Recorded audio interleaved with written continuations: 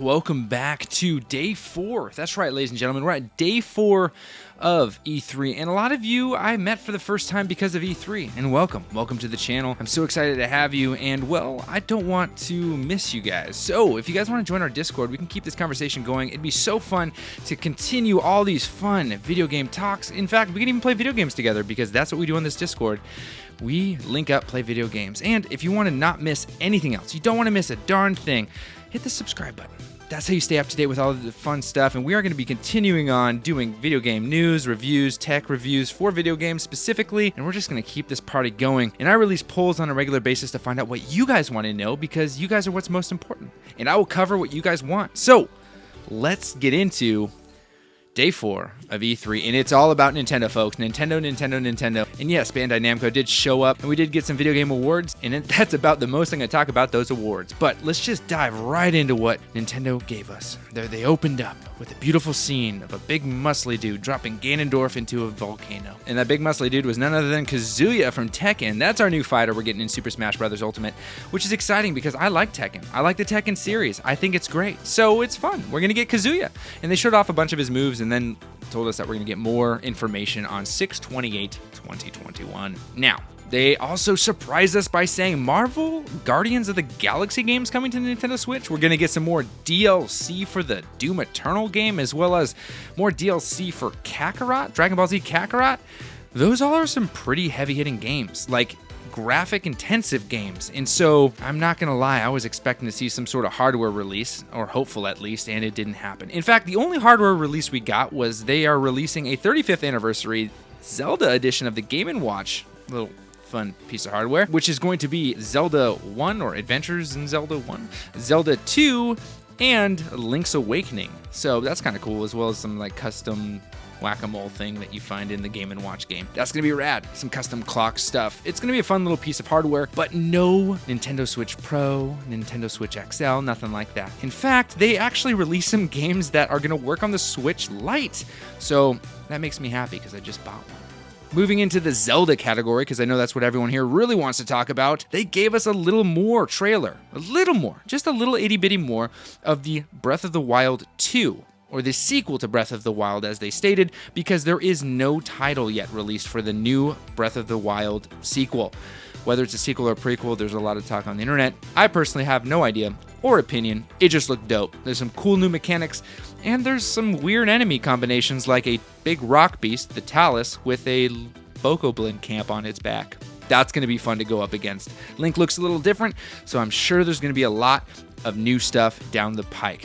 They retold us that we're getting Skyward Sword, which I think everyone on the internet knows we're getting Skyward Sword because of amiibos. Okay, and next was a real surprise. They're gonna give us a new Metroid 2D style game. Yeah, we haven't had a Metroid game in the 2D platform type of system for 19 years.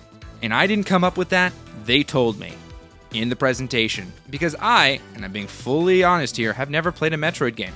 I've watched Metroid games, I've never played one. This will be the first Metroid game I ever play, and this is going to be called Metroid Dread, which apparently was talked about in the Metroid Prime 3 game. So that's kind of exciting. If you're into the Metroid games, this looks really awesome. They went and dove a little deeper in the Treehouse, the Nintendo Treehouse, which happened for multiple hours after their presentation, showing off some game mechanics, and it looks like a lot of fun. You can like free aim shoot and go through the whole puzzle. It looks interesting, so it's going to be a fun game. And speaking of first time plays through games, the Monster Hunter series has historically not been one that has piqued my interest in the slightest. But the release of Monster Hunter Stories 2, though it was a little lackluster before when it was talked about, now looks pretty good. Actually, it looks really good. I watched the Treehouse gameplay of it, and it actually looks like something that can hold my attention for longer than the presentation, so I'm going to give it a crack. It is a very different looking game, even though they will be doing a collaboration with Monster Hunter Rise. I don't know why they call it a collaboration. That's like shaking your own hand. They're still going to be doing it. Nonetheless, it looks like a fun game. And, well, they talked about it at length at the Nintendo Direct. Now, a game I didn't know I wanted until they released it was a new Mario Party. In fact, the Mario Party that we have was good enough, and with the online capabilities, I could have fun with friends. But they are releasing a new Mario Party Superstars, which is going to harken back to the Nintendo 64 games. So say bye-bye to your thumbsticks. It is a thumbstick and button game, so you can play it on your Nintendo Switch Lites, which was what I was talking about before, and you can play it on your Nintendo Switch's Classics or whatever's coming down the pike. It is going to be a lot of fun. A lot of fun. Over 100 games. All of them are going to be from the older Nintendo series. It is definitely a throwback. I just think it's going to be really, really good, and you better believe I'm going to be picking up a copy of that and playing with my friends because it has full online capability. Way to go, Nintendo. That's going to be a lot of fun. They told us that we're getting Tony Hawk Pro Skater 1 and 2, but guess what? We already knew that. In fact, they talked about a few games we already knew we were getting, but hey, I'll take it. They told us about Mario plus Rabbids, the sequel, which is going to be a strategy-based game, and I didn't cover it before because I forgot. So there you go. We're getting Mario plus Rabbids, the sequel. They also told us about Mario Golf Superstar. In fact, in the Treehouse, they showed us even more of the gameplay of the game. We knew that was coming out. We totally know it's coming out. In fact, I have it on pre-order. It's going to be awesome, and you should get it too so we can all play together.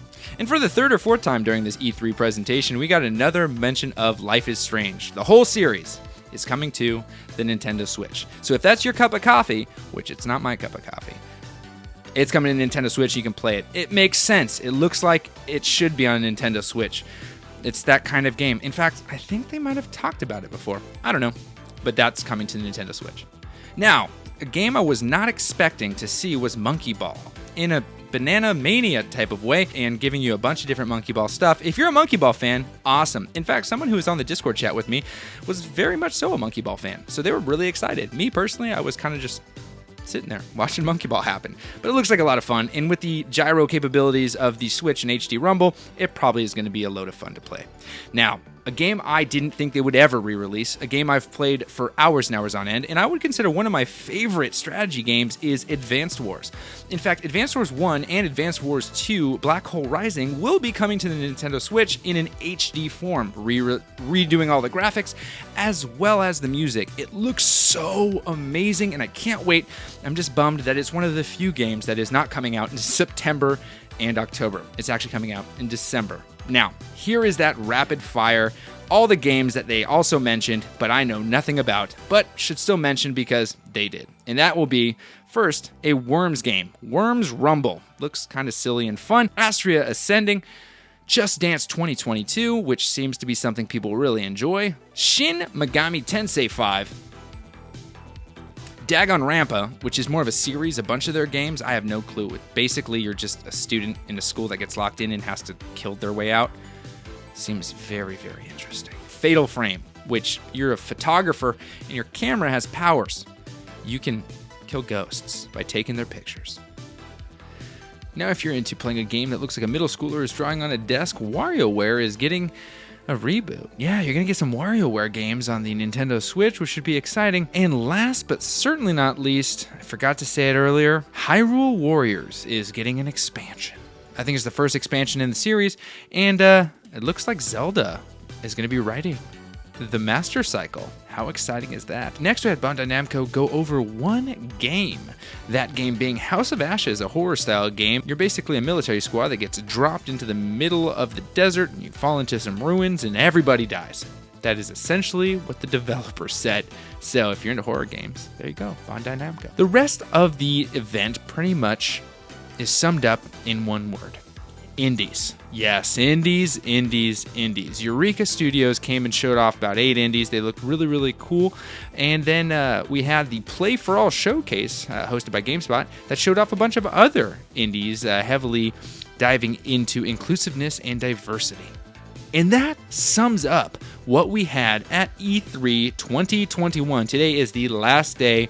We got some crazy awesome things, we got some interesting things, and we didn't get some things, but most of all, we met each other, and that's what I'm excited for. Thank you so much for joining me this weekend. Turns out there's going to be some more presentations coming down the line, and I'm going to cover them just like this. Doesn't really matter that this is taking a huge toll on my sanity, and it is making me work until the cows come home. Thank you all for watching, and most of all, happy gaming.